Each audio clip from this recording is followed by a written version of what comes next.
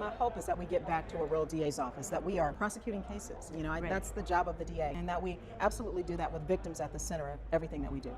So it has been my experience since I've been back here that victims feel like they were not heard over the last 2.5 years or so, 3 years. And so we are making sure that they are coming into the office, that we're engaging them, that they know their rights pursuant to the California Constitution, which is Marcy's law, and that we adhere to those rights.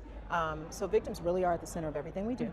We want to get back to knowing what we do, prosecuting cases. And then the 100%. third thing is just to train up a DA's office that is so skilled that the cases that should be charged are charged and tried, and the ones that aren't, we don't. Like, we want to get it right because people's rights are at stake here. So we want those folks. We want the training, the push for training for all of our attorneys as well. Amazing. So what is the one big obstacle that you have to overcome in order to achieve this? The one big obstacle? Yes. Wow. There are multiple obstacles. I mean, sometimes it's budget. 100%. We're digging out of some holes on the budget. Yeah. The second piece is you can't microwave a lawyer. Like, training Right. for a DA is probably about a 6 to 7 year process, and so we have to take our time and do that and make sure that we are there to build up the younger lawyers, Yes. and even the lawyers who aren't so young but did not get as many reps as we did because of COVID or Yes. because of the last administration where there weren't as many cases being tried.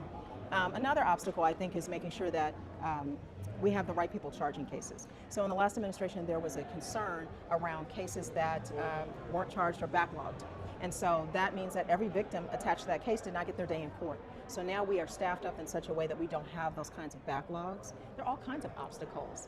So we're doing the best we can to put the pieces back together. It's going to be a long haul operation. I always talk about it like, I feel like the boat is still taking on water, Yes. but we have enough buckets to get the water out. Now we're Exactly. patching the boat, right? Okay. So now we have to help you Yes. to be able to get in more time, take more time for the next 4 years, be able to really exercise your ideal and also be able to solve the problem and get enough resources. So here is, we are in the really early fundraising for Ursula. So check this out and be able to help her to succeed in this particular position. Thank you so much. I appreciate you. Thank you. I appreciate you.